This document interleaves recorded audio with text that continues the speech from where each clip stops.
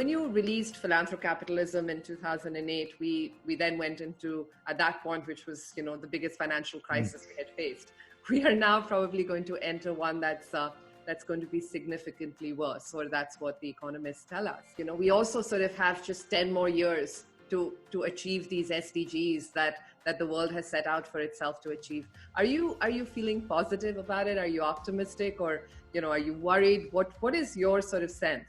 What makes me strangely optimistic that there is a way actually that this crisis could be a way to get back on track is it's the famous metaphor of the boiling frog. Boil the frog slowly, and it doesn't notice it's being boiled, but drop it onto boiling water and it jumps out of the pan.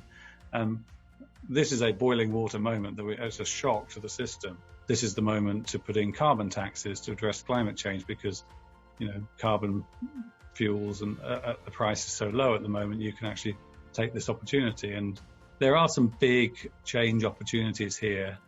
No, agreed completely. It's very important right now that, that people work in a collaborative fashion with government, with the corporate sector and philanthropists coming together to play a role, because that's what we need in terms of really helping us to get out of this crisis. Can you talk a little bit more about how you see this collaboration happening? Well, I think one of the lessons of the last 10 or 12 years is that it's still, everyone talks a good multi-stakeholder game, but actually very few people are good at doing these partnerships well. And we're having to make it up still as we go along. There's no received playbook.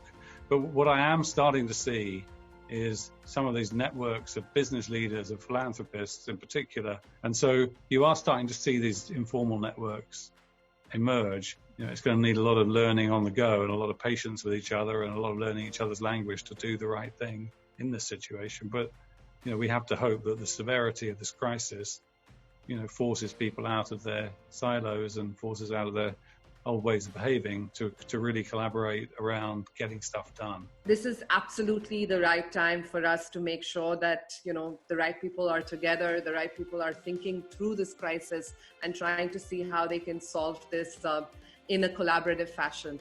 So thank you so much for joining us. I would like to invite everyone who is listening to this to join other like-minded people at the AVPN 2020 virtual conference. Matthew will be there as well. Thank you so much for your participation in that. And we hope that we are going to be able to address how philanthropy can make a difference in the coming decade and talk really about what is the next phase of growth for philanthrocapitalism, especially here in Asia. Thank you so much. I think this is the moment. This is the moment when philanthrocapitalism can be that game changer if people are willing to step up and do the bold and brave thing. Thank you so much.